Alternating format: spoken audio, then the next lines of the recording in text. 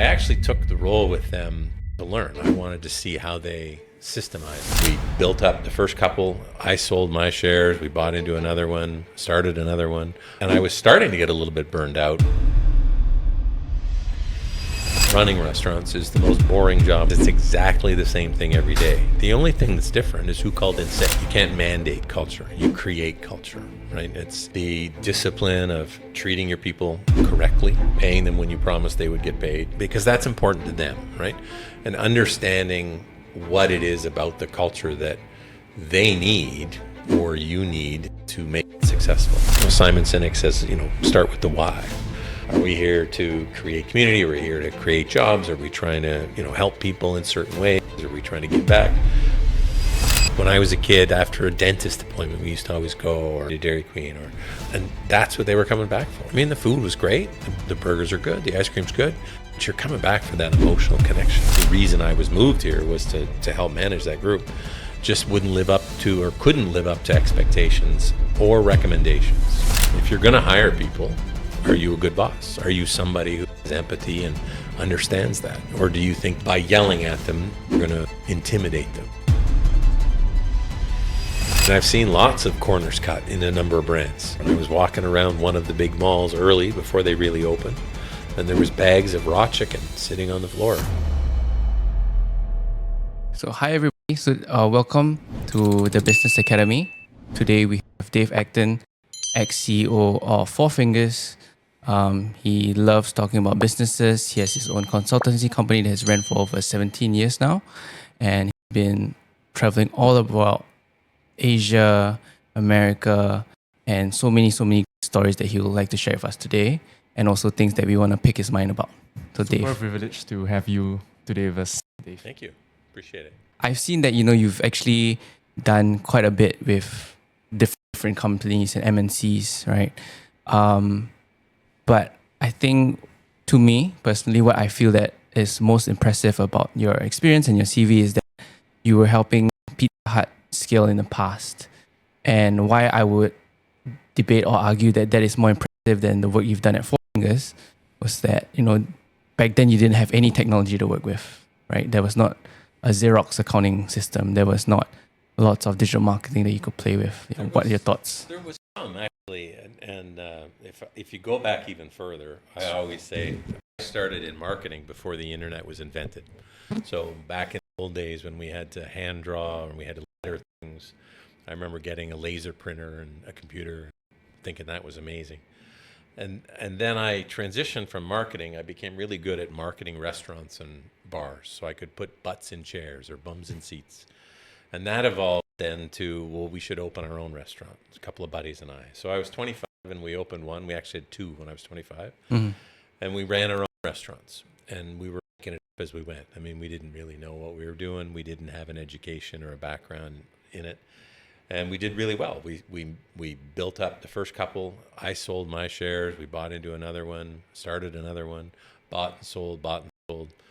And I was starting to get a little bit burned out because of the lack of systems, the lack of technology, the lack of those tools. And I thought there had to be a better way. At the time, Pizza Hut was part of the PepsiCo company. PepsiCo owned KFC, Pizza Hut, Taco Bell, Long John Silver's, a couple of others. And at the time, combined, ran over 30,000 restaurants, which blew my mind. How can you run 30,000 restaurants? I run two. I'm exhausted. So I actually took the role with them to learn. I wanted to see how they systemize, how they Scale. Yeah, how they scale. And it was fascinating. But we did have technology, and to a certain extent. This was in those magic days where you phoned, and the guy on the other end of the phone in 30 minutes processed your order, ran your credit card, and got it to your house. There was no GPS. This was all before all of that. But we had mapping software. So when we put your postal code or your address in, it gave us a grid on a map, right? A, 1, 2, 3, and a zone. So we knew roughly where it was. And I had a great run with them, and this was in Canada. I was outside of Toronto, and I was doing well with them. I was getting promoted. And they approached me in 1998 and asked if I would be on the task force to help them through the Y2K crisis that was coming. Now, That's a long time ago, and a lot of people don't remember it. But most people thought the world was going to stop. Planes were going to fall out of the sky. And they wanted me to help roll out new software to all of the Pizza Huts in Canada. I was going to be part of it. We could do 2 a day every day. We had 1,000 to do, and we had 400 days to do it. So the math didn't work, right? We just knew we were going to think. And I politely declined and took a different job with a different company. And that was an ice cream and burger brand called Dairy Queen, which some people know. They had a presence here in Southeast Asia, but it's owned by Warren Buffett. So, who else better to learn from was Warren Buffett. So I had a great run with it, and it really was, to your point, learning experience, managing that many restaurants and keeping everything on track. They were so far ahead of their time. This was in mid-90s, 95, 96. I would pay a bill. I would put that bill in an envelope. Every week, the envelope would get FedEx to Wichita, Kansas, which was the support center. They scanned it using optical character recognition. And then within a week, I could phone and say, I paid a bill last month. Here's my store number. And the bill was $235. Oh, yeah, that's Bob's Plumbing. They could pull it up. Mind-blowing. I know guys who run restaurants today who still don't have that kind of system in place, right? They can't pull up that and can't manage their money. So it was a fascinating experience, and I really, truly learned how the systems and discipline of running restaurants is the key to success. And I think it translates into a lot of business. If you don't have that system and discipline and process, then it's very difficult to scale. It's very difficult to step out of the day-to-day. And a lot of people I talk to and I hear from, that's the biggest stumbling block, is the business them. If they don't check in every day, or if they don't manage the process or manage the books or something, the whole thing falls apart. And then you're really not ready to scale. You're not at a point where you're ready to move on. So why did Dairy Queen fail in Singapore then? So Dairy Queen's a great story. They've been here 2 or 3 times, and I correlate them to a lot of other brands. They're a franchise business. So most brands come and go in Singapore based on franchising, a lot of markets. They do a master franchise where you have the rights for the country. And we've all seen A&W come and go and come back, and we've seen other brands come and go. And you buy the rights, and then you run the brand to the franchisor's specifications, but you have ultimate responsibility in the market. The franchisee that they had chosen here, which was before my time, but the reason I was moved here was to help manage that group, just wouldn't live up to, or couldn't live up to, expectations or recommendations. In F&B, there's a number of factors. Rent is a big one, and they kept scaling down the rent. They would take the smallest, cheapest, hardest to find unit because it was cheaper. Right. Looked good on the P&L. Right. Customers No across footfall. the street. There's no footfall. They're on the wrong side. They're on the back of something. I see. They're on the highest floor, and nobody climbs that high. And we had a number of recommendations and suggestions and strategies that we put in place for them, and they just couldn't execute. I should say wouldn't execute. I mean, they were capable. They just didn't seem to have the desire to push into it like they needed to. And then it's like spinning your tires in the mud, right? You're not getting anywhere. And then eventually it goes back down again. Your lease comes up, as we see in the news, leasing is the big dragon in the market right now. But landlords are landlords. I mean, they're in business too. Their lease is 2 years or 3 years or whatever you sign, and rent's going to go up. I mean, the real estate went up, the price went up, everything's going to go up, but sales don't. So if sales aren't going to leap at the 3-year anniversary mark, then you can see the writing on the wall. You're not going to have an increase in net profit. You're going to just spend more on your rent. And you see brands pull out. We've seen it with Five Guys already here in Singapore, right? They're starting to backpedal already. And, Exactly. And, stores are closing, things are shrinking. And it's just, it's the cycle, but it's inevitable if you don't keep growing and building your business. What are some key lessons that you learned from running the operations in Pizza Hut that helped you in? Well, discipline is the biggest one. I often say that running restaurants is the most boring job in the world. it's exactly the same thing every day. The only thing that's different is who called in sick or what did the supplier short you, some little issue, right? But, you do 1,000 covers a day, you have, 1,500 customers a day, whatever it is. If you look at most P&Ls and sales journals, restaurants do the same basic volume every day, every week, every month, every year. It's consistent. And you need to be comfortable in that structure, right? If you're somebody who needs the ever-changing, fast evolving world around you, then maybe it's operating a restaurant's not the right role for you. But to make it work, you need to be disciplined. You need to have the structure in place. The schedule is done and posted on the same day every week, so the staff can count on it. If the staff can't count on the schedule being done, they're going to go somewhere else. Then you're going to be struggling for staff. If the food order's not placed on time, you don't get the ingredients in time. If the inventory isn't done every week, then you're not going to have a good sense of what your P&L looks like. You're not going to really understand your numbers. You've got to file the form, you've got to do the payroll, and it's discipline. It's just doing the same thing over and over again. And it's boring. It's exciting if you like that kind of structure, but if you're somebody that needs the lights and the excitement, then actually running a restaurant's probably not the right role. I think most businesses or business owners, they like to do something new every time or like keep changing operations. Sometimes about doing the same thing, same mundane, boring thing, having that discipline to do it. Yeah. And even in a franchise where SOPs are, in a way, it's quite fixed every for every like restaurant, right? SOP. Yeah, I mean, it's usually 80-85% set, right? Yeah. Recipes don't change. The process of cooking the chicken or, processing the ingredients, that's done. I mean, you're going to have a little bit of flexibility in opening times or how you lay out your restaurant or how you handle certain situations. Local store marketing can be, it can be something that changes on a regular basis, or you can flex a little bit there. But basically, that's why you're buying a franchise. You want that discipline. The SOPs and the structure. The SOPs are what really ensure execution, and execution needs to be consistent right around the world. Big Mac is a Big Mac. It's a Big Mac. It shouldn't change.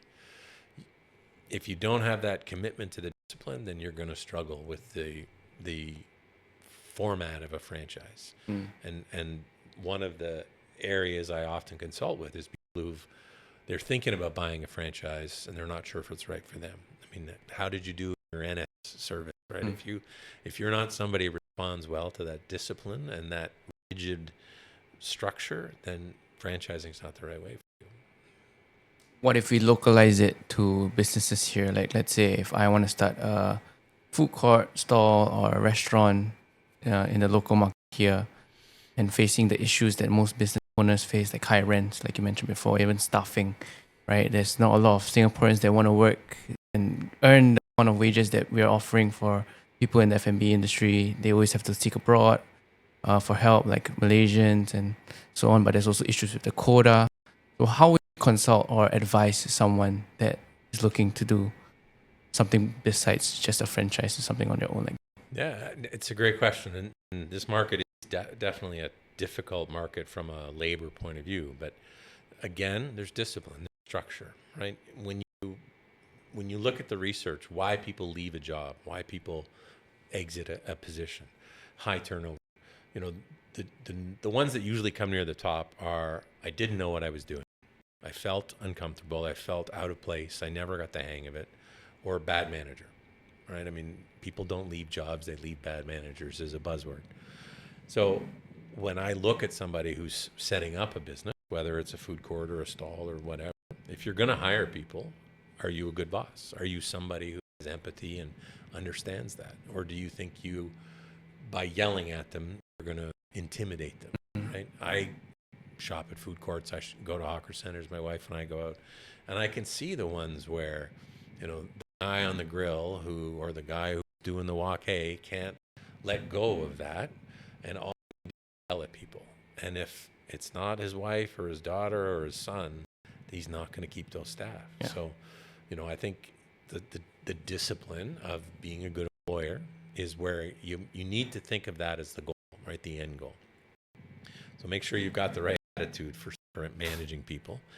And then secondly, that the whole discipline of your training program, bring people in. Like, in the old days, in the bar business, when I was young, we used to say, I hired somebody that had a pulse.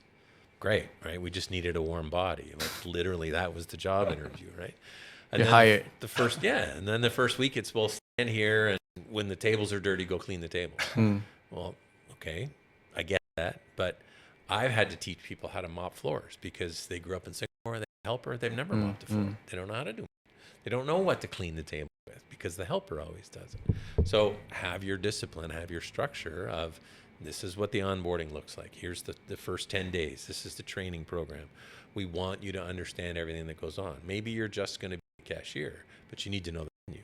If you're front facing and I ask you if there's anchovies in the laksa, they need to know that, right? They need to understand the menu. They don't have to know how to cook it, but they should spend a day in the kitchen. They should know how it works. They should see how the flow of the dishes go, or the crockery, or they need to have all of that stuff as part of the onboarding. But time and again, you see people, it's like, oh, I'm short today, just come in, just stand here, or just do what I tell you. And then there's no pleasure, there's no joy, they don't feel like they know what they're doing, they're not going to come back. They're not going to come back by the second or third shift. Yep. So let's just say if someone were to buy a franchise, then mention everything about all the SOPs and onboarding and everything. So will this be done by like a centralized training program? It depends on the brand. A lot of brands do, and a lot of brands will. Well, it depends on the level as well. I should break that down. Initially, when you start, if you're starting with one unit, you're going to have some sort of international training system, right? Typically, you're going to go to Australia, or you're going to go to the UK, or you're going to go wherever their master training center is, and you'll get trained. Dairy Queen required 3 people per unit to go. Different brands have different. Subway has 1 person per. Right now, they're supposed to go to Australia if they work for Subway, if you buy a Subway. Once you've gotten past that, part of that training should be training you to be a trainer. So Leo, you've bought a franchise. You've bought Dave's. I can't say Dave's Chicken anymore because they just sold a big chain called Dave's Chicken. You've bought Leo's Chicken, and you're gonna be our franchisee. We'll give you all the things you need to train the people downstream underneath. You're gonna have to add a few things in, tell them what day payday is, tell them how you do the schedule. But for the most of it, 90% of it's going to be done for you, and that's part of buying a franchise. The training program should be laid out. There should be a 10-day or 21-day or whatever it is, depending on the scale of a structured program that all new employees go through. If it's particularly complicated, or if it was a fine dining restaurant, you might separate, kitchen people are kitchen people, front of house or front of house. But any good restaurant is going to have crossover, where the kitchen guys understand what happens on the floor, and the floor guys understand what happens in the kitchen, so that they can empathize with their coworkers and they can get along. But yeah, to your point, it should be part of the kit that you get when you buy a franchise. Yeah, and I mean, in a way, the structure is all laid out for you, but whether or not you, I guess, strictly follow it still depends on your discipline. The discipline of following the program, right? If you don't have discipline to follow the structure that's laid out for you, then you can't expect the same results, right? I mean, the analogy of, I followed this recipe perfectly, except I substituted banana for butter, and I don't understand why it didn't turn out. Because you didn't follow it perfectly, right? You need to follow the program. Now, franchisors make mistakes, and they don't always get it right. So it's good to push back a little bit. And there should be a good franchisor will have an ear to the franchisee and understand, the local tweaks that need to be done. But you should be committing to following the program. If you're making a Big Mac and you don't like onions, doesn't mean you get to leave the onions out, right? You have to make it the same way. You've got to build the restaurant the way the franchisor wants it built, because there's those elements add together to make it successful. And if you start pulling them out, then it's going to collapse. I think a big issue with franchising, like the SOPs, are copy paste, right? They're pretty easy to follow once you've understood the discipline discipline that's required and the time that's needed, effort, whatever. But I think one of the most difficult things for people, especially maybe someone who's just taking over a franchise, is having to do with the culture. Maybe the culture doesn't suit the SOPs, or SOPs don't suit the culture, like which one comes first. And for managers, for business owners who just took over a franchise that they don't really enjoy the culture about, do they try to change it from within, or do they just fire everyone, replace them with a whole team, a new culture from there? What are your kind of takes on that?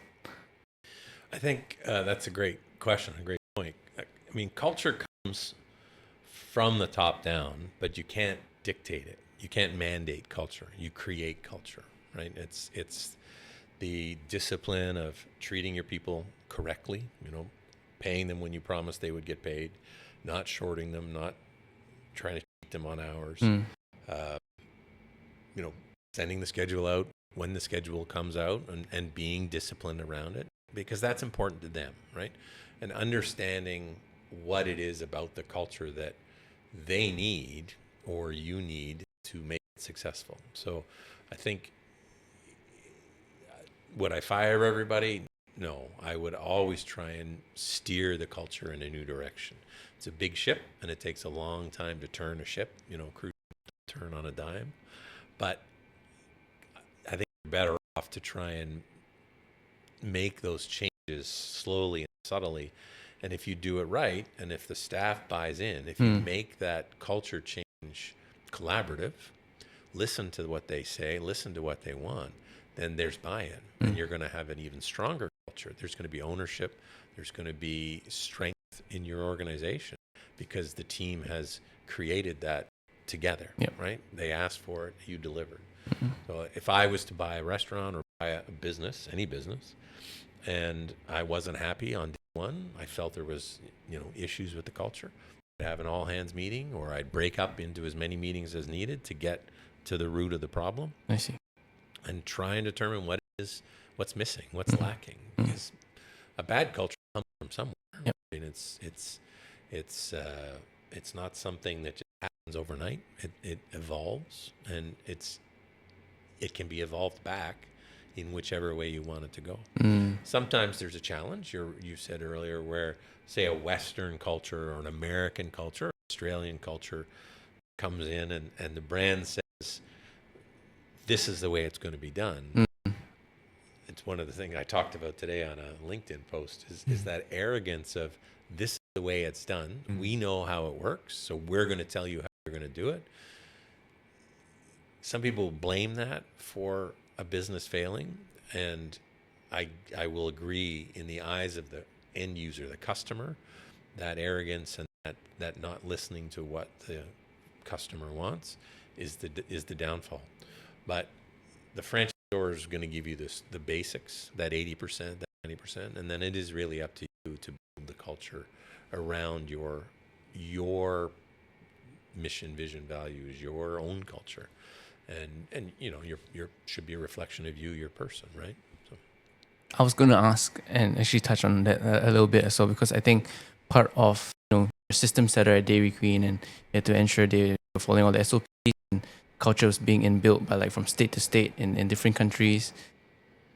That gets lost in translation sometimes, very different, like West, East. And I think if we just work backwards a bit more, then from the get-go, from just opening up a new store franchise itself, what certain frameworks or checklists do you have in terms of hiring? Like, what kind of people do you look out for? What kind of questions do you ask? How do you know that this, maybe server, manager, waiter, or whatever suits the role? I think it's very hard to answer that with one answer, because it's like choosing a tool in the toolbox, right? If you just have a toolbox full of hammers, then that's not going to get the job done, right? So there's a business principle, an old business principle called the Peter principle, which I refer to a lot. Dr. something Peter created it. But people get hired or get promoted to their level of incompetence. I don't know if you've ever heard that, but the example I often use is we hire a girl. She's going to be a hostess at the restaurant. We give her the menus, we tell her the table numbers. We don't do a good job training her, but we show her around, and she just seats people. Hi, how many people, sit here. That's all she does. But she's great. She smiles. People love her. Customers like her. She's helpful. So, hey, we should give her a chance. We'll make her a busboy or a bus girl. Right? So we promote her. So now she's picking up dishes and stuff, and she does well. Hey, you should be a waitress. So we promote her. Right? And we keep promoting her. And she becomes a bartender. Works in the kitchen, whatever. We keep promoting her. We make her the assistant manager, and then she does really well. And then one day we make her the manager of her own store, and she sucks. Yeah. Whose fault is that? Is it? Did we promote her higher than her level of competency? Did we train her? Did we show her what those steps are? Did we give her the book, or did we just assume, oh, she's so good here, we'll make her be great there? And we never put people back to where they're really good, right? To that level of competence. So the answer to your question is, what makes somebody good? It depends entirely on the job. What makes somebody good in the kitchen does not usually translate to making them good in the front of the house. And I often say, what makes somebody a great cook does not make them a good restaurant owner. Yeah. And I think we talked about that one day. Like, just because you're really good at cooking does not mean you're going to be able to handle customer service, ordering, discipline of bills and inventory and all those other things. It's two completely different sets of skills. Now you can cross over, you can learn, and you can grow, and you can excel in those, but not everybody does. So. I think a good owner also knows how to identify the best people to put them in the position that they're best at. Yeah. And not so it's always about figuring out is this person good for this role? And if you make the wrong choice, and you put a good person but in a completely wrong role for him, then there's no point in that. Yeah, it's one of the things I do when I'm running a restaurant or a shift, or I'm helping out. But when we're going into the heavy revenue period, Friday night dinner is one of the biggest revenue periods of restaurants. Your aces are in their places. The best people are in the place that they're the best at. Not the place they like the best, not it's where they're best at. And you put your aces in their places on those busy nights, those high. On a Tuesday lunch hour, that's the great time for you guys to switch, right? Maybe you're not so good in the back of the house, but we're gonna put you back there for Tuesday lunch because it's a chance to flex, right? Build up the skill, build up the muscle memory, build up the discipline. So you switch them around. But then when it gets busy, it gets people back to where they need to be. I see a lot of restaurant managers and owners who will say, oh, they don't like working in the kitchen, but they're really good at it. So if you let them get away into the front and they're not good at it, you're going to end up letting them go, because they're going to end up, failing, falling down, hitting that Peter level where their level of incompetence. And then usually they get fired.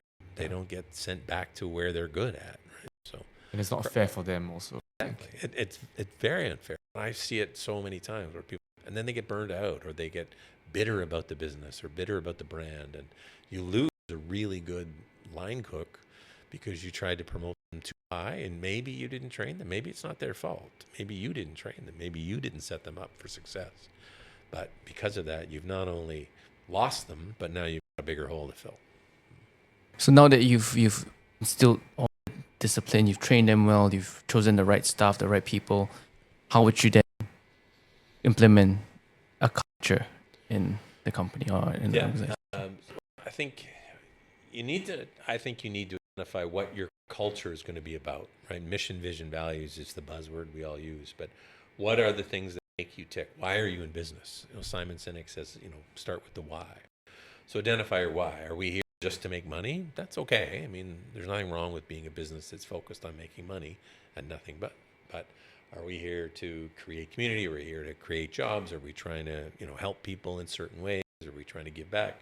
So once you've identified whatever your North Stars are, whatever the things you're driving your mission, then you break it down into values and then lay in the elements that are going to align with that, make it work. There's basics like paying people on time, as I said, and all those things of treating people right. And if you don't have that as a foundation, I think it's very hard to create any form of culture. But know where you want to go and then figure out those paths to get there. Depending on where you want to go, the paths are usually different. But, I think any company that gives back small percentage somehow, whether it's a charitable program or a donation, doesn't have to be public. It can be behind the scenes, but it makes the team feel better about what they're doing. Mm. Being fair and open about time off and PTO, and restaurants are open evenings and weekends and public holidays. So, don't abuse your staff. Give them a day off when it's good for them, to make up for the time they had to work National Day or they had to work New Year's Eve or whatever it is, right? There's ways to make the team come together, and there's no one right way, but if you listen, the staff will usually let you know, the team will usually let you know. And I think that's one of the biggest things, is having in that open communication and an open ear. I think a franchisor can only give you like the general guidelines, but like it's still up to you whether you want to like treat your staff right. Yeah. And as long as you build people, I think the people will build the business themselves. Absolutely. And it's kind of paraphrasing one of the ways I describe franchising for people. It's kind of like the brand has the guardrails on the highway, right? On the PIE, there's guardrails. It's up to you, the franchisee, to choose which lane you're going to drive in, right? Are you going to be really aggressive in the fast lane and try and build this business overnight? Then you're in the fast lane. Are you going to be slow, steady? Maybe you're going to be on the left side. Maybe you're in the middle lane. But that's up to you. And it's the same with culture, and it's the same with everything else. If you want to be in the fast lane, you need to have your car tuned. You got to have good tires, good brakes, everything's got to be aligned and working well. If your engine's not firing so good, then stay over in the slow lane so that you're not a danger, right? But it's up to you to choose which lane you want to drive in. It's the guardrails of the franchisor that will make you successful and keep you on the path, on the road. Would you say like buying a franchise would be like a easier version, like running a business on easy mode compared to like building an entirely new business itself? It can be.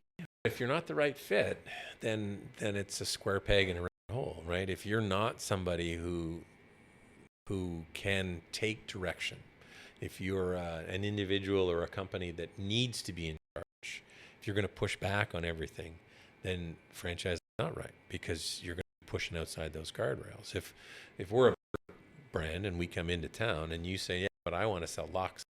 Okay, well, we don't have rice on the menu. We don't have any of those ingredients on the menu. Is it worth a good franchisor listen and maybe talk about it, but don't go wildly off in all directions without consulting and without working together as a team. So if you're somebody who says, I'm going to buy a franchise and I'm going to turn it into something else, or I want to make it my own, then it's not the right fit, right?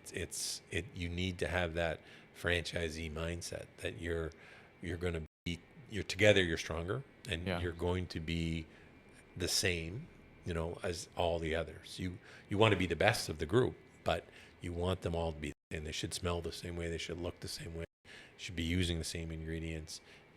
Franchisors don't want to waste time chasing all those little details, and it's a partnership, right? I mean, you're coming together saying, we're going to work together to do this. You should be sticking to the rules, sticking to the playbook, because the playbook's what makes it work.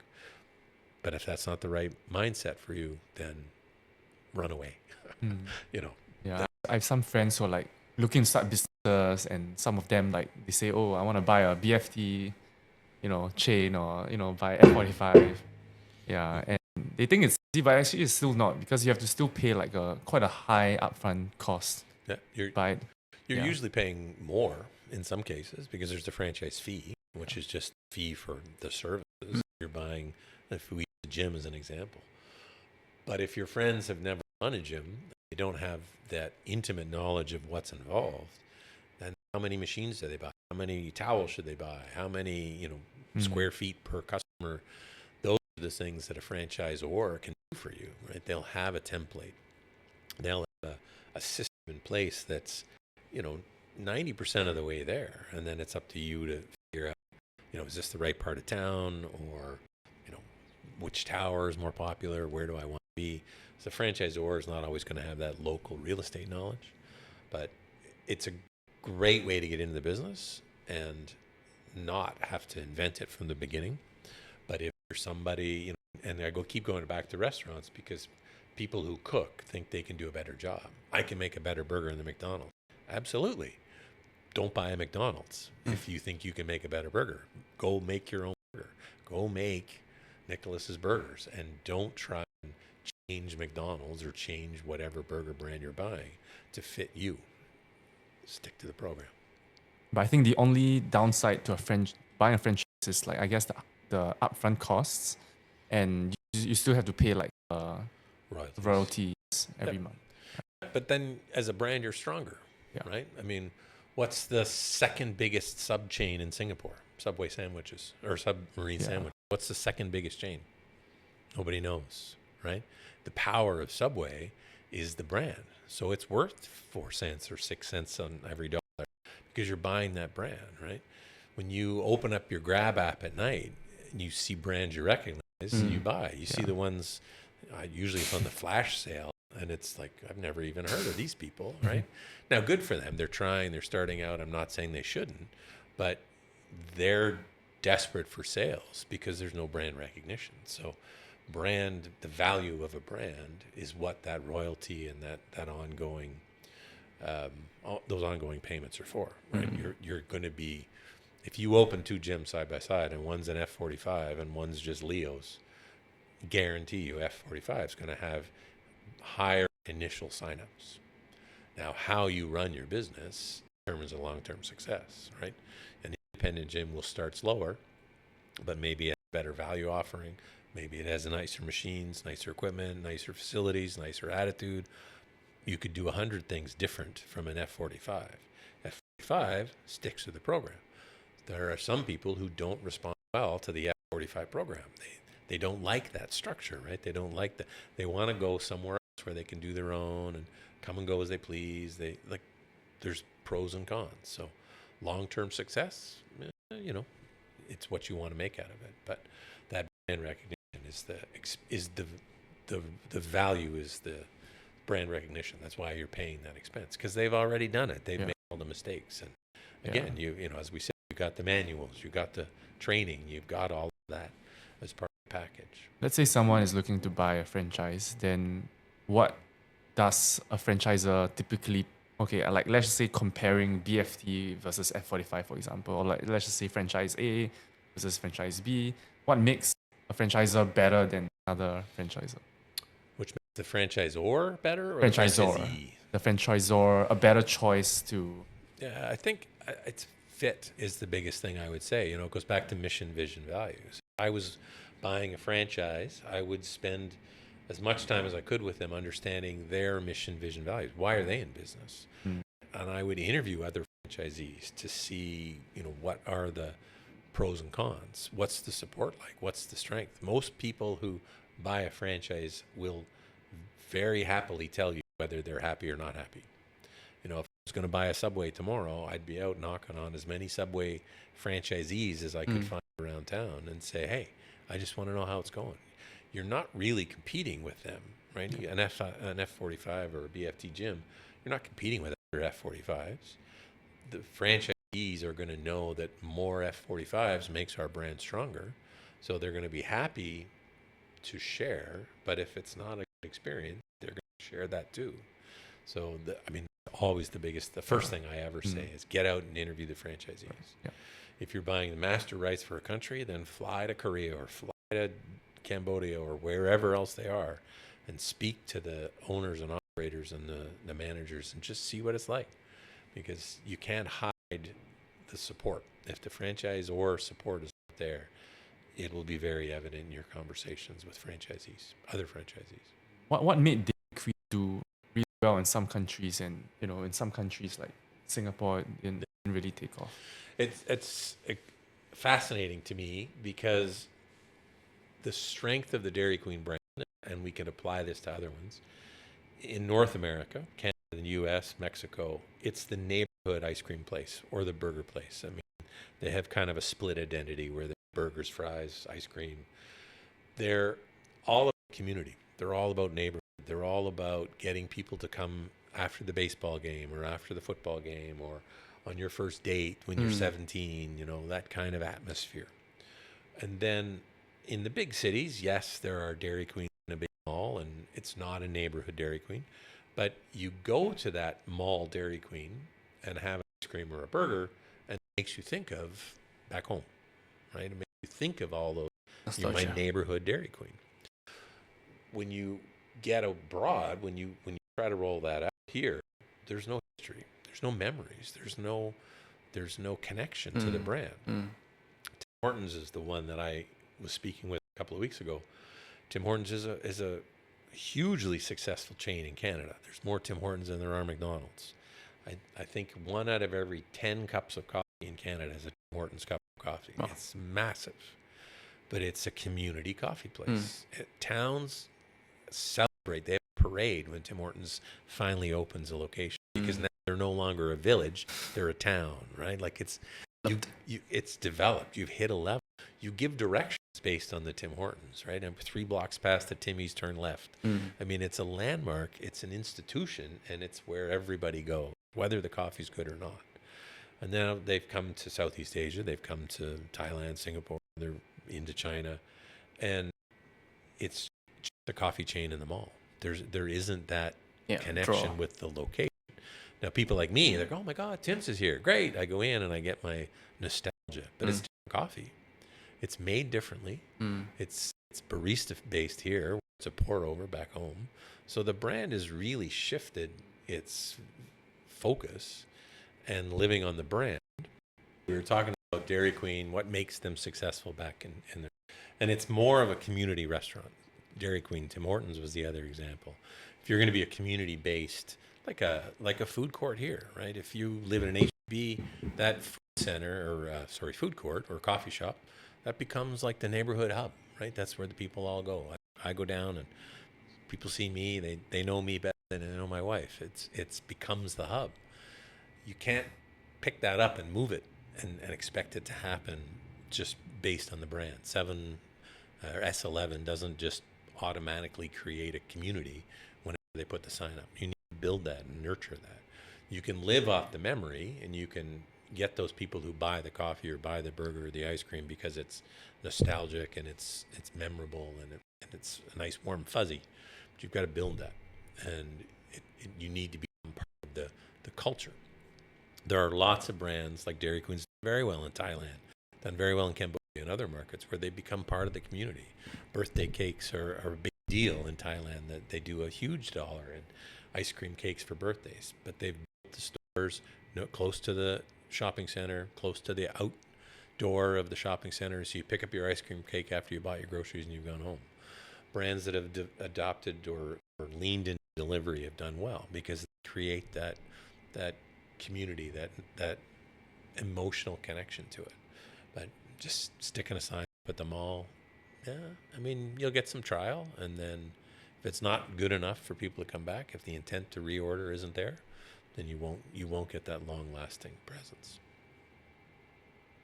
So it's like community culture. Yeah, I mean, that's what makes it successful back in Canada and the US, right? It starts as a community, and then you get an emotional connection to it. The highest volume opening of a Dairy Queen I ever worked on was in Yellowknife, Northwest Territories, which is way above the Arctic Circle in Canada. It's way up there. It's a mining town, and we opened up, and we had one of the largest openings the brand had ever seen for the first 14 days. And it was all these people who'd grown up somewhere else, and they were so excited for a taste of home to come back and try that thing. And I had so many people in the parking lot say, oh, my grandfather used to take me to Dairy Queen, or when I was a kid after a dentist appointment we used to always go, or my mom, it was our tradition. And that's what they were coming back for. I mean, the food was great, the burgers are good, the ice cream's good, but you're coming back for that emotional connection, right? It's why when you travel, Singaporeans, when they travel and they get a noodle shop, or they get laksa, or they get something that tastes like home, they get excited about it. A rush. I mean, my wife's Singaporean. We're traveling in Turkey. We'd been on the road for a month, and we had to finally hunt down a Chinese restaurant because just missed that. And I had to admit, I missed too. I missed the rice. I missed those flavors, right? And we tracked one down. We found one that was close, and we were excited. That's what makes it successful. At Dairy Queen, then, besides worrying about the blizzards topping over during sales, what were your key challenges you faced, the toughest moments? In Southeast Asia, supply chain's the big one. When I first came over, when I started working over here in 2010, the supply chain wasn't as sophisticated as it is now. I mean, a lot has happened between then. The brand was also very focused on American or using the ingredients from home. I wouldn't say American, but Canadian, American, other markets, but they had to be private label products, ingredients that were made for us. So until we started to get momentum, we could start to localize local flavors, toppings, ingredients. Supply chain was big. We were bringing containers of stuff over, right? You're trying to predict 6 months from now how many boxes are you going to go through. And paper goods are one thing, but when you're dealing with the perishable, frozen, and the fresh food, it becomes very tricky. That was probably the biggest challenge. The brand, I think, does well with local consumers, and in Singapore and outside of Singapore, there's a great range of tastes and profiles, but making the economics work from a supply chain point of view, and then getting the right location within a mall. Like any mall or any area, which unit you have has a lot to do with how successful. The footfall. We talked about the visibility, and if you're not going to step up and take the right units, then you have to expect that your sales are going to suffer or be lower performing than you want. Comparing like ice cream margins versus bubble tea margins, if let's say everything else is equalized, footfall, same branding, same pricing ish, which one would give a better return for people thinking of starting their own niche or brands like that? It depends on if everything is equal. I mean, the cost of goods is going to be the same, but bubble tea is local ingredients, right? There's no branded candies in a bubble tea typically, right? You're dealing with tapioca balls, you're dealing with brown sugar, you're dealing with milk, so you can buy that anywhere. Now you buy it where it's approved and make sure it's all the other things that the franchisor is in line. But if you're setting up an ice cream shop, your cost of goods is going to run higher because cream is more expensive than tea, first of all. Your ingredients are going to be branded candies or expensive mix-in. Even nuts are going to cost more than tapioca balls. So now you need a higher selling price to make the same margin, right? If you're going to keep a 30% cost of goods, your selling price is higher. So if it's 3:00 in the afternoon and you need a little treat, you want a little pick-me-up, is a $3 bubble tea or a $6 ice cream? Mm-hmm. So your sticker shock is a challenge. So I think that one of the reasons bubble teas have done so well is it's a relatively inexpensive or affordable treat. It's got good mouthfeel. It's got good, it's got stuff in it. It's not just a can of Coke or a bottle of water or a flavored drink. There's something to it, and I think that resonates with people. It scratches the itch, so to speak. I think there's still a lot of room in that beverage category. I think we'll see, we saw juice not come and go, but we saw Boost juice and some of those things, and there was a lot of fresh juices, and now bubble teas, and Chaggy's the next big thing. Yeah, they went IPO recently. Yeah, so and they're doing well. They're opening a lot of stores. We're not sure bottom line how they're doing because they haven't released those figures yet. But brands come and go, and they're obviously leaning into it, put a lot of money into it, which is great. And we'll see how it goes. But I think that beverage category is going to continue to grow. It's going to be because it's a meal replacement. People will have one for lunch or for on the go. It's a cool down. It's a pick me up. It's a date night. It's let's go have bubble tea on Tuesday afternoon or tonight after work. And yep. And when you look at the younger generations, they're not into alcohol. They're not into the traditional things. So it's definitely an oncoming trend. What about you were mentioning a little bit on getting your certifications, the food safety and all that, although the cheaper margins, and with your experiences and I think things you've seen in the industry, other MNCs, have you seen certain cases where the ethical guidelines were breached, or they were just doing things more a bit more for profit and foregoing certain human values in the Yeah, pursuit of that? yeah. I mean, I've seen lots of corners cut in a number of brands. You know, I don't really want to Of course. name names, but I've seen everything from, you know, poor sanitary conditions. I've seen breaches in temperature. You know, where chicken. I still remember one of my first weekends in Singapore, and I was walking around one of the big malls early before they really opened, and there was bags of raw chicken sitting on the floor because the staff weren't here yet, and you know, stuff like that. Those shortcuts that nobody got sick, nobody died, so they do it and they push it a little bit more, and a little bit more, and a little bit more, and eventually something blows up, right? Eventually there's E. coli breakouts. Right? E. coli or the TikTok office Oh, yeah. issue a couple of months ago where 60 or 80 people got sick. I mean, it's just shortcuts on food safety and practices that you just got to be a little, every time you're a little bit more outside those guardrails, and then something goes wrong. So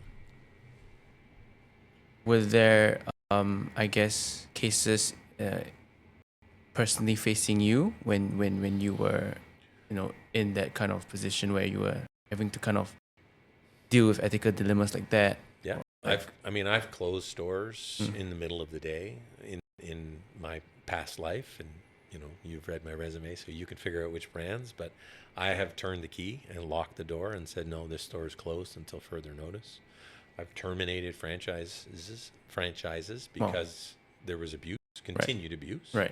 I mean, it's all done legally and by the book, but I've seen people lose their business because they just didn't want to follow the rules, and they're franchisor rules, but the franchisor is trying to prevent a scandal, or you know, I mean, franchisor rules are usually tighter than the bare minimum, right? So you follow the franchisor's rules because it's the franchisor and you agreed to that. If you're a little bit outside, you're probably still within the code, the local code, but you're starting to stack up potential It's also damages. brand reputation. Well, and that's why the brand has got the tighter rules, right? Because they can't risk it at Image. all. They don't want that any hint of a Scandal. issue, and stuff happens, and people miss the rule, or you know, it's supposed to be 2 hours and it was 2.5, and it starts to become an issue. But you know, maybe the government says, oh, you can go 3 hours. Well, we want 2 because there's a reason why, right? And did we all agree on what time it started? So you know, you keep those margins of error tight, and that's what makes a brand. I mean, it's why there's always usually a more consistent product around the world. A Big Mac is a Big Mac. A Dairy Queen ice cream is the same thing, whether it's in Cambodia or Cambridge. It should taste the same, and that's part of being a brand. Ethical breaches aside, like what other things that you see restaurant owners, business owners do that's completely just burning cash for no reason? Why are you spending money on this? You shouldn't be doing that. Like, Yeah, what things come to mind? I'd probably go on all day about that. I mean, I see a lot of people who burn cash, poor maintenance on equipment. You know, if you think about how much electricity or water or gas is used in running a restaurant, if you've got fridge and freezer filters that aren't cleaned on a regular basis, you're just killing your compressors, right? So then the compressors are breaking down every few months. And I've seen operators not put air conditioning in the back of the restaurant because the cooks don't deserve it, right? Okay, well, first of all, there's culture right away. You're telling your staff they don't deserve to be comfortable. But now the ambient environment of that kitchen is 30 degrees or hotter. So all the refrigerators are running in 30 degrees or hotter. So the compressor's running harder, and you're burning more money, and you're just chewing it through. I mean, I've seen all kinds of breaches where, you know, perhaps they decide that the requirement of pest control every 6 months is too much. I'll go once a year. Well, now we have pests, right? We've all read restaurants shut down for cockroaches or Right. mice or whatever. I mean, again, we're trying to prevent any sort of issue, not just prevent it getting shut down. We're trying to prevent any contamination in the back of the restaurant. So we have a rule that it's every 6 months or every 3 months, whatever it is. There's rules there for a reason. Follow the rules. But Some of the franchisees just want to take the shortcuts, cut the Exactly. corners, and Yeah. the reason why Yeah. the rules are set in place. exactly. Like you're looking for short-term gain, but in the end, they're the ones that get shut down or feel the pain. I had a guy a few Yeah. years ago. He said, dentist was a big scam because dentists tell you to brush your teeth twice a day, but if you only brush it once a day, you can save half the cost of toothpaste in a year. Right. But then you're going to have a higher dental bill, right? Yeah. Like Yep. it's one or the other. You can choose which one you want to cut, right? But a little bit of preventative maintenance goes a long way. If you have the discipline of changing or cleaning your filters every 3 months, changing your aircon, how many people have aircon that have gone 6 months or a year running 24/7 and never get it serviced? And then, it only lasted 2 years. Well, that's a bad brand. No, it's not a bad brand. It's poor maintenance. So Moving on to Four Fingers, then how and why did you take up that role? So I was recruited, and it was a great opportunity because I loved the brand when I was a customer and when I was here in the market. I mean, I thought it was a fantastic brand. It was fun. It was different. Food was good. I thought they did a great job, consistent. And I thought it had so much potential, and I still think it has tremendous potential as a brand. Resonates well with the younger crowd. It's not your KFC. It's not your Tender Fresh or Mary's Browns or whatever. It's a younger, hipper brand. Yep. And it was a great opportunity. The board, when I joined, or before I joined, we aligned on what we wanted to build the brand, where we wanted to take the brand. It was a culture of people first. We were putting the staff ahead of other needs, if you will. We put a lot of programs in place. We redid the benefits. We reorganized the pay structure so it was a little bit more fair, a little bit more clean, and it was growing. Like, we were getting ready to open in LA. We had 4 other markets that we were in, a franchisee in Thailand that was doing well with it, Indonesia, and I just thought it was a brand that was headed up with a lot more up on the other side. Unfortunately, the owners or the board didn't really have the passion to deliver on what the promises were. So culture started to slide from the top down, and we really had some fundamental disagreements about the way business should be run.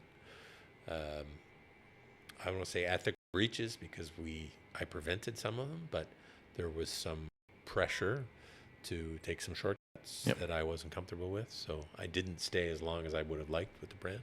But it's still a great brand. It still has great structure and bones to it.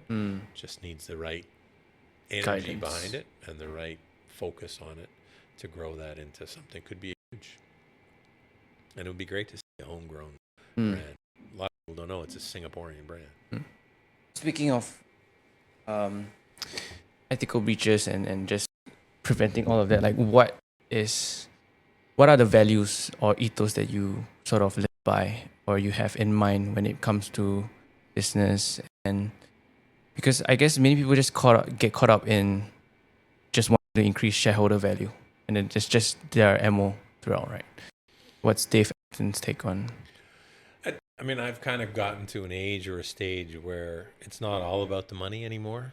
I think somebody I was reading a couple of months ago coined it more as building a lifestyle than building a brand or building a business.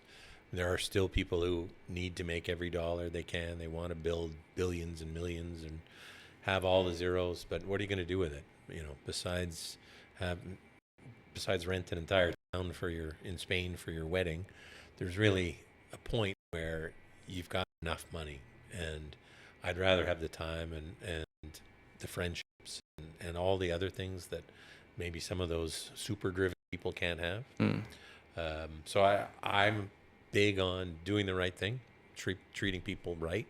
Yeah, 100%. Where would you say has been more memorable for you? which part of the world have you been to that's like really struck a chord?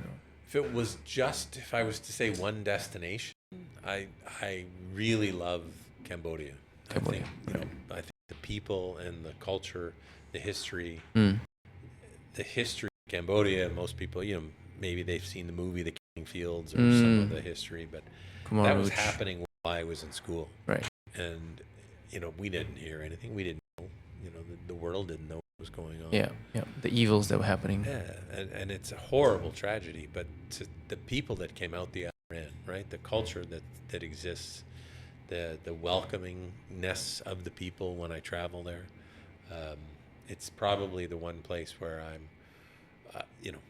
you think on the surface they have so little and they've come through so much, but they're happy. The economy is working. People are still moving forward, and the optimism is there. And so it's probably the one area that I really Enjoy going enjoy to. the most in Right. Southeast Asia anyway. Okay. And it's probably touched me the most over I the see. years. I see.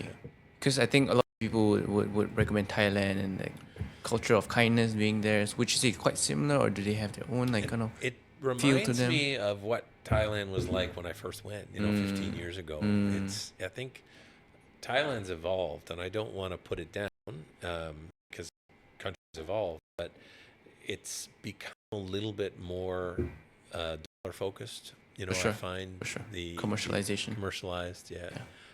And I don't think Cambodia's got that yet. Vietnam is similar. I think they're in between.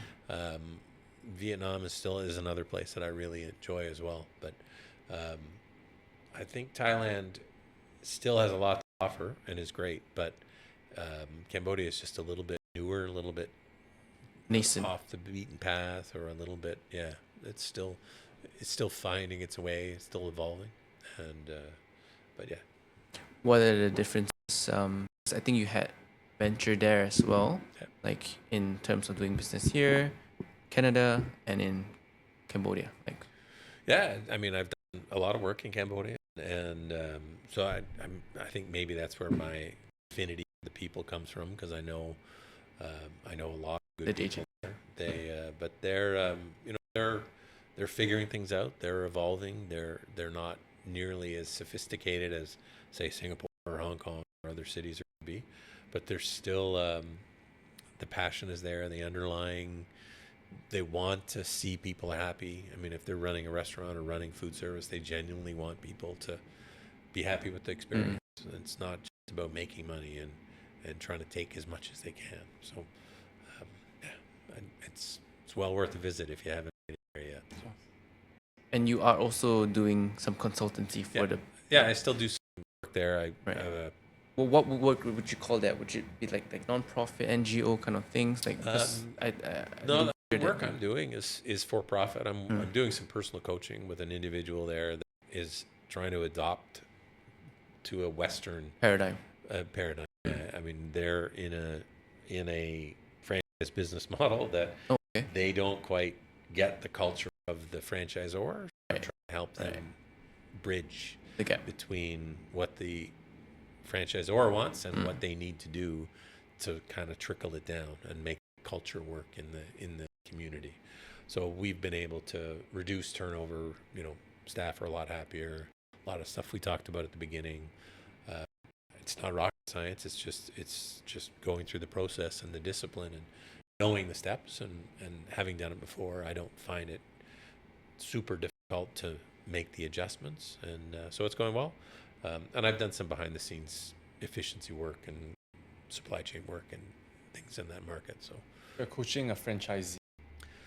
I'm coaching the manager of the franchisee. Yeah, if that makes any sense. Okay, So it's manager a of personal coaching because he was really struggling to make those changes and adapt. So it's kind of happenstance that worked out, but it's been successful so far.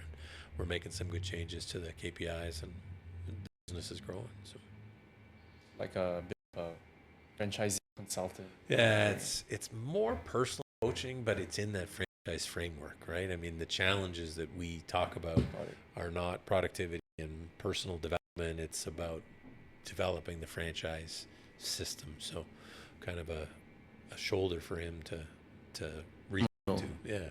So And you're still doing that while you're also doing something else, right? Orca. I did work with Orca Nation for 2 years. It was a contract position Oh. while the owner was coming out of COVID. The owner was stuck in Portugal. Right. So I ran that business for 2 years, education business. It was a contract. A great brand, great business, got a lot of potential, and but I've stepped away from that. He's back and he runs that business full time. So yeah, kind of a closed chapter on that client. So. What we say drives you? Like, you've been through much in business, and then you've had so many clients, so many successes. What still drives you to continue on with your consultancy? Because you don't need any more clients. Well, I get energy from the clients. Right. I mean, I've come to that realization that I get the energy from seeing the evolution and usually the uplifting of the business, whether it's the business or the client or however the end result. But I get energy out of that, and I find if I don't have projects and things going on, then I don't have that same energy to get up and get going and make things happen. So I did sort of retire earlier than most of my peer group, and that's a pretty lonely place if your friends are all still working full time, and it's expensive to travel all the time, and my wife still works and loves what she does. So I find it great to fill the time productively. I think is what really I want to do something that's going to give me some return on my energy, and I don't want to. Volunteering is great, but I just get more satisfaction of seeing a business grow or seeing somebody navigate that franchise journey or start their own restaurant or brand. I do some consulting. I've done all kinds of random things, and there's a lot to be learned as well. And I think that's another big thing for me is I'm still learning. I still learn from every client. I learn from every situation, and that's. I hope that never stops. I hope that never gets old. So. Do you see like a symmetry, some similarities, like running businesses and marriages or relationships, and like how some feel and? I'm certainly not a marriage expert, so I won't pretend to be, but it's going well. The marriage is good, but I think there are synergies. But I think and often franchising, they'll say buying a franchise like a marriage. I think it's bigger than a marriage because it's very difficult to get out of a franchise relationship if it's not the right fit. You can sell it and hopefully somebody else will take over the problem. You can't sell a marriage in most countries, so it's a different exit strategy. But it's hard when you've got 100 employees or however many, 5 outlets, 20 outlets. That's a lot of money tied up, and that's a lot of people's lives depending on your business, and it's difficult to separate those. I mean, there's been some ugly ones. There's been some successful separations as well, but it's a tough, it's bigger than marriage. I think it's a bigger commitment. So back up front, spend the time, do the due diligence, speak to the other people, and really make sure it's the right fit for you. Or you've got a strategy to exit. Whether it's close it or sell it. Businesses sell, but they're not easy sells. Finding somebody who wants to buy an existing franchise operation sometimes is harder than trying to find a new franchisee. Okay. So Then, if we would time travel just maybe 2 decades, or maybe even 3, what was dating like for you then, with all of these projects going on and businesses too? 20-30 years ago, I mean, things were pre-internet. Was a whole different world. We joke about it all the time, but I remember phoning in to the switchboard during office hours to get messages, right? And in time zones, if you think about being overseas, you've got a phone between 10 at night and 6 in the morning. Just right? to hear their voice. Now it's you get transcribed messages on your phone, right? I mean, I remember even coming to Asia without Google Maps and without those those things. I remember my first time in Beijing, China, and I navigated completely with a Starbucks map. They had a giveaway map that showed all the Starbucks and all the landmarks. I was working for Dairy Queen, but I was navigating the city with a Starbucks map because that was the only thing that I could put in my pocket, right? We didn't have data plans and Google Maps back then. So the technology is huge. The changes of things. Most of my first jobs, there was no computers. I mean, it was a luxury. It wasn't a given. And now it's like, here's your badge, here's your computer. It's the first thing you get. So yeah, it's a whole different world back then. So and it's exciting to see, the last year, the changes we've seen just in the AI space. But somebody I was talking to a couple of weeks ago about personal assistants and virtual assistants. Do we need those in 2 years? I mean, is motion going to take care of your scheduling, and WhatsApp's going to figure out how to take care of your calls, and AI is going to write your emails? Like, in 2 years, A lot. is that going to even be relevant anymore? And where it's going? So it's a fascinating time. And again, I like being part of that. I like figuring out these tools, and systems, and workflows, and what's going to happen. So. And I think coming on to like now the AI age, right? Where like recently there was this researcher who was on a podcast who was saying that within the next 20 years or even lesser, you're gonna see our future generations be dating like humanoids and robots, and that's the way that love is gonna kind of evolve into. What do you feel about all of those sci-fi storylines plotting out into reality? It's funny because I was never a sci-fi fan. I never really gravitated to those kind of things. But the more I live it, the more I kind of see It happening. things are coming together, right? I mean, I think about the amount of things that are automatic in my house now that used to be manual processes, and from the vacuum to the ice maker to the whatever.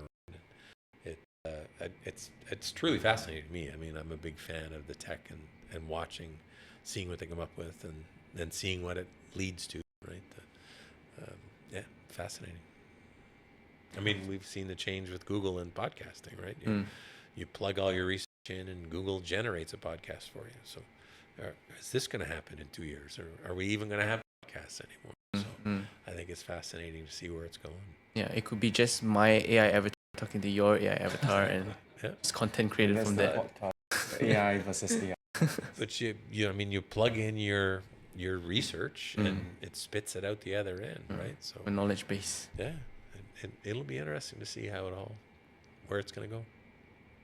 In terms of like F&B, right? How much of that do you think the AI space will maybe not take away, but add value to right now in the current scene, current market, current times, 2025? Yeah, I think AI can add tremendous value now. I mean, if you think of the ordering process as an example, whether it's Grab or whether it's the kiosk in a restaurant, but in the last 5 years, the amount of data-driven changes to the way menus are displayed and the way websites or apps or whatever, and the impact that has on your average sale, right? The customer, the influence it has on what the customer orders is mind-blowing. I mean, I've seen, as we were going through COVID and brands were transitioning to online ordering that had never done it before, I did a lot of quick work with people tweaking menus, right? And putting different sizes up front and different flavors and connections, and how much of an impact that could have on your basket, right? The average order. So I think one of the fascinating ones for me is using the history with market trends to predict what's next. Like what McDonald's, in the old days, we had to sit around a boardroom and go, okay, let's come up with a new burger. Let's think about a new ice cream flavor. AI would be spitting that out, based on trends, based on patterns, based on history.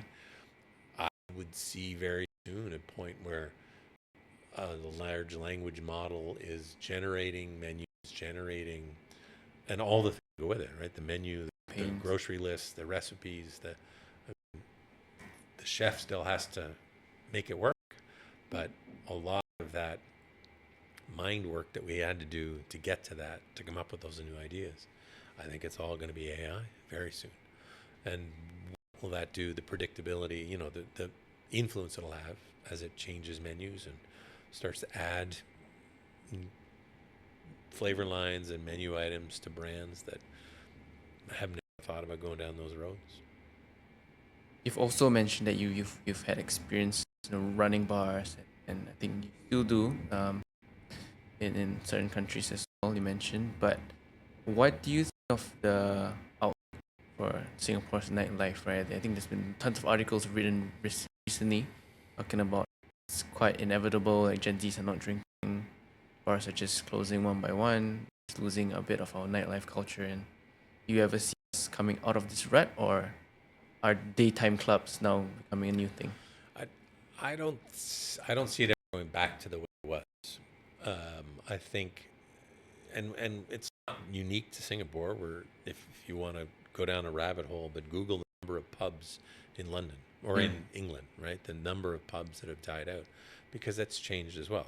It's a similar trajectory, but I think daytime clubs or after work coffee parties or some of these creative solutions, I don't think we've found or seen the next big thing, but I think it'll never go back to the way it was. I think there'll be a shift into something different. You know, bands were a big deal when I was young because that's the only way you really could hear. You could listen to the tape or listen to the record, but that was the only way you get it. Well, now you stream it. I can go home and watch a Rolling Stones concert tonight. I miss the Crazy Elephant, but we don't need those kind of clubs anymore. But what's going to take its place, right? Is it going to be, bubble tea and island disco where they put the headphones on and, somebody has going to figure it out. And I think people still need a social space. They still need, again, in Singapore, there's the need for gathering places and these get-togethers and something for you to do because, you don't want to go home. And there's an opportunity. It's just what it's going to be. I think about Clarke Quay and the changes it's gone through.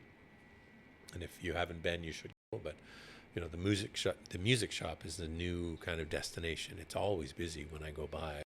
People listening, coffee, it's got things going on. Level Up, I think, is a kind of a place that maybe has a future. Maybe they need to tweak their pricing model. Maybe it should be all you can play for $20 or something. But activities and things to do when you get together, that's going to be the next big thing. And I think food will play part of it, F&B will play part of it, but drinking is a dying industry. I mean, I think it's more quality over quantity now. People will have a couple of cocktails or something really cool, but they're not drinking 12 beers and same way they used all to night like it used to be, right? That's a dying industry, and I don't see that coming back the way it was. You wanna? Yeah, I mean, I think for the viewers, I think they also want to know, what you did in, as the Four Fingers ex-CEO. What do you do at 8 months? Maybe you can brag to us some of your accomplishments. Yeah. So it was an exciting time because there was a lot of energy around building something bigger. And I don't just mean bigger, larger, but building it different brand. We were aligned and committed on putting people first, which was huge, right? The churn rate, which is typically the number of people you hire. Like if you have 100 staff and you lose 10 every week, and you're always hiring and firing. We quickly we reduced that dramatically on a couple of fronts, which was fantastic. We were getting stable employee numbers. I mean, you're always going to have somebody, they graduated, they're going away. Yeah. That's fine. People leave. That's okay.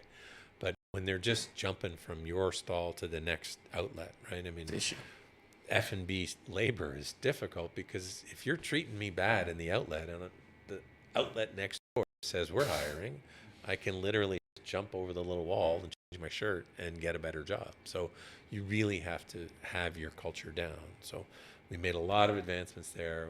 A lot of changes to the pay structure, which just made it fair and more equitable. We created a marketing calendar. We had a pipeline of new products that we created, not just food, not just different flavors of chicken, but new products bring new trial. Bringing back old products brings back old customers, but you need that trial. You need those people to come in. Even if they don't get the new product, it's a reason for them to go, oh yeah, the brand still exists, right? So the brand had not had any sort of product development, so we put that structure in place and a pipeline of new products. We were trying a bunch of different things to expand the Menu? size of the guest check. The menu, yes, but also the size of the guest check. We launched Chickless chicken wings, which was a co-promotion with Quorn, which is a Vegan. vegan. version. So we had vegan chicken strips, which was huge. It was great Unheard success for at that us. time, Yeah. right? Yeah, this was before Impossible Meat. It was before any of that stuff. So I like to say we were a bit of a pioneer at that.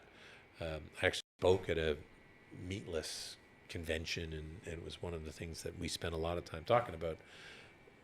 One of the, if not the first brand to really launch any sort of meatless product or vegan. And then expansion. Excited to see where we'd gone. We had changed our franchising philosophy, and we're really starting to make some traction there, and continued after I left. And I was pretty proud about a lot of the things that we did because they kept going after I left. So, you always want to see something you do well, but you want to see it continue, right? It's not just me. So the team was a big, we retooled the team, brought in a leadership team that, and elevated some of the existing staff. And it's great to see them continue and the success they had, and then watch them go off. It's almost like you go off to somewhere else. It's like you right? set in stone all these things, and then they actually went ahead to Yeah, you put things in place, and, Yeah. and then you create the team that continues to deliver. So a lot of good things happen there. like really, creating a legacy for. Yeah, I mean, I'm just a tiny chapter in the history of Four Fingers, but it's still good to see. I mean, Hope it was they exciting. still give you some credit for. I think staff turnover is like a very big thing because training, hiring, retraining, it's a huge drain So- on company resources. And it's such a disruption to Yeah. day to day, right? If you're always dealing with new staff coming in, and again, typically you're short staffed, nobody ever gets far enough ahead, right? So they're always trying to catch up, and then it just disrupts the flow, just upsets the customers, disrupts the processes, and it's such a flat tire on the organization every day. So it needs to be something you're always ahead of. Really trying to train, cross train, and just keep building that stable of Reducing talent. attrition is super important, Yeah. and also like employee loyalty also to Yeah. business. Like they want to be proud that hey, I'm working for this brand. Yep. Just pursue another company. Yeah, I mean, staff will leave. It's not always the dollar, right? I mean, I've seen brands open up and they go around and they pay $1 more per hour than somebody else, and you would expect there'd be a big jump, but I see people leave because they have better uniforms. I don't like what you make me wear, so I'm going to go work there. But it's valid. You can't. And brands like McDonald's and Tim Hortons spent millions of dollars developing designer uniforms that the staff are comfortable in, right? They're proud to wear on the street. And at the same time, I see brands that say, "Oh, it's just wear what you want, t-shirt and jeans." Well, now I've trashed my good clothes, right? So you don't pay me enough to wear my good jeans or my good shoes. So that's if you don't have a good uniform program, that can be a detriment too. And all the perks that go with it, meal plans, and things like that. I've seen people quit and go somewhere else because the food was better. The staff meal was better. That's fixable. You can make changes. There's many things that go beyond just like the wages and the salary. Yeah. I mean, a lot of people will blame the wage, but there's a lot more to it, and digging into why people leave. Exit interviews are a huge asset or initiative of brand. One of the best things they can do is do an exit interview, do a third-party exit interview if you need to, so that they don't have to speak to the manager they don't like, but get that honest feedback from people and learn from it, action it. Envisioning I think like Beyond Meat has been quite a roller coaster ride for most investors, right? Seeing the stock prices just ride the trend and going through the ups and downs, and Corn being another company trying to tap on the vegan market as well. I think there's a certain niche of listeners out there that's thinking of starting out their own vegan restaurant or going to and be in that sense of space. What's your view on how they should kind of, I guess, overcome certain limitations that maybe the general public is not so educated about? Or what would the play be? Yeah, it's a great question. I mean, if your vision, and we go back to mission vision, if your vision is that you want a restaurant that stands on its own and is either ethically or, whatever your criteria are, there's a great vegetarian restaurant in Holland V, Original Sin, that's been there for a long time, and they do extremely well. And it's not in your face. I mean, they have great meals. They have great wine lists. I mean, it's an experience. You don't really know you're missing something. I think that's the thing that I always struggle with when I see brands push too hard into vegan or vegetarian or whatever, is taste just like something else is usually the position, right? Well, what's the benefit? Why do I want that? Am I paying more? Because for a long time we were paying more. So I'm paying more to get something that tastes like something else. Well, why? Why am I doing that? Now, if I'm ethically or morally centered and that's important to me, then great, I'll do that. But that's a difficult business strategy to pitch. Focus on those people who are willing to pay more for something. So I think it has to stand on its own. And Quorn, as the example, go back to Four Fingers, chicken wings we called them. They were the only, at the time on the menu, they were the only chicken strip on the menu. We couldn't make a bone-in vegan chicken wing. It just doesn't make any sense. So we've offered boneless chicken strips that happen to be vegan. So there's a big percentage of the population that doesn't like to mess with the bones. So there was an opportunity on the menu for a category, and that's why I think it was so successful, because people who didn't want to mess with chicken wings and bones would just order that because it tastes good. Oh, it happened to be vegan, okay, but it also, it was just a boneless thing, right? So I think that was one of the successes of our strategy, was offering something that's still bone and different on the menu. That's a whole unique selling proposition, wasn't just that it was vegan or bone or meatless. And I think that's the play. If you're going to create a restaurant or a destination that's going to be different and you want it to be meatless or porkless or whatever, then it needs to stand on its own. If you think of halal as an example, so many great halal restaurants, you don't miss pork. Right? I mean, if you're not practicing halal, you wouldn't even no problem going there because it's fantastic, great food. But when they try to imitate bacon on a burger and it just doesn't taste right, you're pushing water uphill, as we sort of say, right? So just make it stand on its own, and with the limitations you put in, that's fine, but make it a standalone product that anybody would want to buy. The craveability needs to be there. The desirability needs to be there. Then I think you're setting yourself up for success. Last question for me. If you had to start again from zero, you lose your consultancy company, lose all the experiences you had, you only have your right now and what you know, your experiences and your knowledge, how would you start again to rebuild your wealth and career and things like that? And you can't say consultancy. Well, I think a couple of things. There's a couple of thoughts come to mind. I read a book a couple of weeks ago by a guy who was sort of asked the same question. And his comment, which resonated with me, so I'll steal it, was sell something. Think about what you can make and sell. So you're exchanging something for value one way or the other. It could be a service, so whether it was cutting grass, cleaning windows, or doing something, but you're selling something and you're getting tangible, you're giving something tangible and you're getting value back. The problem with consulting is sometimes you're just selling air and ideas, right? So if you don't have experience and credibility and a track record, then it's very difficult to set that up. So I would probably look for something I could sell that would work, whether it was buying a product from somewhere else and being the guy who distributes it here. Go to China, find something, put it on Shopee, make it work, or a service where you're providing a service of some kind.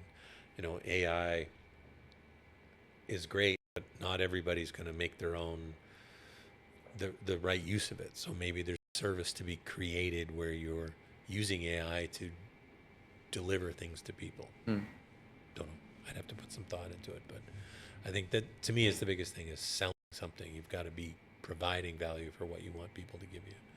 And then either make that a job or find a job along that lines or create your own business doing it. I mean, if you're good at AI, then go get a job at a video company where you're using AI, making AI generated thumbnails. But take your skill and then find a job where you're delivering that. Awesome. If you could rewind time, 20 years ago, would you have done anything differently? Well, aside from buying Apple stock earlier or some of those things. Bitcoin. But, or Bitcoin. I still remember laughing at Bitcoin, but I don't know if I would do anything dramatically different, to be honest. I mean, I am so much more from the experiences I've had, the restaurants that I've opened and closed, money I made, money I lost. I mean, wins and losses, but it gives me all the background, the credibility, the empathy. When I deal with people who are setting up a restaurant now, or thinking about buying a restaurant, or thinking about buying a franchise, or I've been there and I've done that, so I've been in their shoes. So there's not a lot in my experience that I wouldn't want to go through again if I was going to try and get to the similar destination. If you actually say I am a franchisor, what would be like the perfect franchisor? For me to work with, or if you're just setting up to be it's having flexibility. I mean, having your system in place, right? Your SOPs buttoned down, but listening to the franchisees. If you go down the McDonald's rabbit hole or Dairy Queen or other things, Blizzard, which is Dairy Queen's famous ice cream, was invented by a franchisee. The slush puppy or whatever you call that 7-Eleven Slurpee was invented by a Dairy Queen franchisee. The filet of fish was invented by a McDonald's franchisee. Big Mac was invented by a McDonald's franchisee. Like, so many things came from the franchisee. So if the franchisor won't listen, then they miss out on those. So I think having their business buttoned up, that 80%, 90% there, but then listening to the franchisees in the market they go in, or JV if they're doing a joint venture. But, we talk a lot about Starbucks in Australia falling. When they moved there, they wouldn't listen. You can't go to Australia and tell Australians how to drink coffee. They have figured it out. They have perfected it. Starbucks didn't listen, and then they collapsed. They fell apart. And then they tried again, and they still didn't listen. So, it's like the third time, maybe they'll get it right. But listen to the locals when you're entering a market. If you're bringing a brand to a market, and try to figure out how to make those pieces fit. What is the local flavor, taste profile, something different that you need to be aware of when you come into that market. It's like giving all the systems and support, but yet still having the humility to learn, Yeah. listen. Yeah, that's a good way to say it, right? Listen and get that feedback. Because there's local nuances that you as a franchisor from another country are never going to understand. And your franchisee is on the ground listening to the customers every day. They're at the front counter, or they're at the table, they're in the kitchen. They're the ones that are going to have that quality feedback to bubble up what the trends are, what the tastes are, what the likes and dislikes are. And that's the only way you can learn and then evolve the brand to be more in line with what it needs to be here. Everything that each franchisee learns, you take it back and then you make the whole franchise even bigger. If it resonates, right? I mean, I often use chili sauce at McDonald's as an example. Outside of Southeast Asia, there's no chili sauce. You can't get chili sauce at McDonald's. Ketchup. It's ketchup. It's tomato ketchup. But in Singapore, if you go to McDonald's, there are 2 chili sauce to 1 ketchup pump, 2-to-1 ratio. If they hadn't listened to the local operators and made that decision and let that come in, would McDonald's be as good as it is? I mean, it's a key part of the experience when you get fries at McDonald's is the chili sauce. Yeah. Why would you cut that out? Why would you not listen to what those, other brands come in and they're like, nope, this is the way we do it. So and they don't do well. Thank you, everyone, and thank you, Dave, for so much insights and just absorbing all of the things that you've been saying and advising business owners. I hope that they feel and also appreciate things that we've been discussing. I'm Nick from Titan AI, Leo from Training agency.